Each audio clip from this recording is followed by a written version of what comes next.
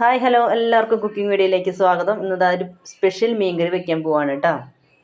അതിന് വേണ്ട സാധനങ്ങളാണ് കേട്ടോ ഇതൊക്കെ. ഇഞ്ചിയും ചുമന്നുള്ളി വേപ്പിലും ചതച്ചത്, മുളക് നടുകീറിയത്, മുളക് പൊടി, ആവശ്യത്തിന് മഞ്ഞൾപ്പൊടി, കുറച്ച് മല്ലിപ്പൊടി, പിന്നെ ഈ പ്ലേറ്റിന് കുറച്ച് ഭംഗി കൂട്ടാനും കറിക്ക് രുചി കൂട്ടാനും കൂടി 2 തണ്ട് വേപ്പിൻ്റെ ഇലയും കൂടി എടുക്കുന്നുണ്ട് കേട്ടോ.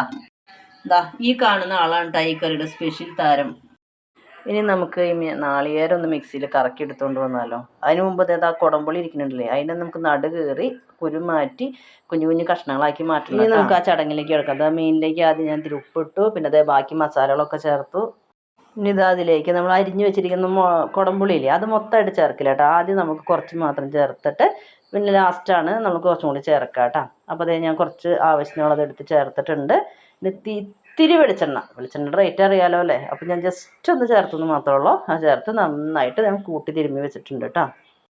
അപ്പോൾ കുറച്ച് നേരം ഇവരൊന്ന് റെസ്റ്റ് ചെയ്യട്ടെ കേട്ടോ. അപ്പോൾ നമുക്ക് ആ നേരം കൊണ്ട് നാളികേരം പാല് പിഴിഞ്ഞെടുക്കാം കേട്ടോ. അപ്പോൾ നാളികേരം പാല് റെഡി ആയിട്ടുണ്ട് കേട്ടോ. അപ്പോൾ ആദ്യത്തെ പാല് നമ്മൾ മാറ്റി വെച്ചു, ബാക്കിയുള്ള പാല് റെസ്റ്റ് ചെയ്യാൻ വെച്ച് മീനിലേക്ക് ചേർത്തു. എന്നിട്ട് നമ്മളിത് എല്ലാം കൂടി ഒന്ന് ഇളക്കി യോജിപ്പിച്ചെടുക്കുന്നുണ്ട് കേട്ടോ.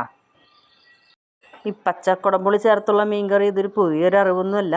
നമ്മൾ മരടിച്ചാല് പോലുള്ള സാധാരണ ഗ്രാമപ്രദേശങ്ങളിൽ എല്ലാവരും വെക്കുന്ന കറി തന്നെയാണ്. അപ്പോൾ അതിൻ്റെ ഇടയ്ക്ക് ഞാൻ അടപ്പത്ത് വെച്ചു കേട്ടോ. വിറകടുപ്പിലാണ് നമ്മൾ സാധാരണ മീൻകറി വെക്കാറ്. അപ്പോൾ അതിലും 2 തണ്ട് വേപ്പിൻ്റെ ഇലയും കൂടി ചേർത്തിട്ടുണ്ട് കേട്ടോ. നമ്മൾ ആദ്യം ചേർത്ത ആ കുടപ്പുളി കുറേയൊക്കെ കൊണ്ട് അലിഞ്ഞ് പോയിട്ടുണ്ട് കേട്ടോ അതിൽ. അപ്പോൾ അത് തിളച്ച് എണ്ണ തെളിഞ്ഞ് വന്നിട്ടുണ്ട്. ആ സമയത്ത് ഒരു 3-4 കഷ്ണം കുടംപുളിയും കൂടി നമ്മളിതിൽ ചേർത്ത് കൊടുക്കുന്നുണ്ട്. അത് ഇളക്കി കഴിഞ്ഞ് വരുമ്പോൾ മാറ്റി വെച്ച് 1-ാം പാലും കൂടി ചേർത്ത് നന്നായിട്ടൊന്ന് ഇളക്കി യോജിപ്പിച്ചെടുക്കുന്നുണ്ട് കേട്ടോ.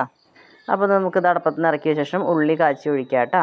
അപ്പോൾ അതിനായിട്ട് ചുമന്നുള്ളിയും വേപ്പിൻ്റെ ഇലയും കൂടി നന്നായിട്ട് മൂപ്പിച്ചതിന് ശേഷം അതിലേക്ക് ഒത്തിരി മുളക് പൊടി ചേർത്ത് ഇളക്കി കറിയിലേക്ക് ചേർത്ത് കൊടുക്കുന്നുണ്ട് കേട്ടോ. ഈ ഉള്ളി മൂപ്പിക്കുന്ന സമയത്ത് കുറച്ച് മുളക് പൊടി ചേർക്കുന്നത് കറിക്ക് കുറച്ചുകൂടി ഭംഗി കൂട്ടും കേട്ടോ.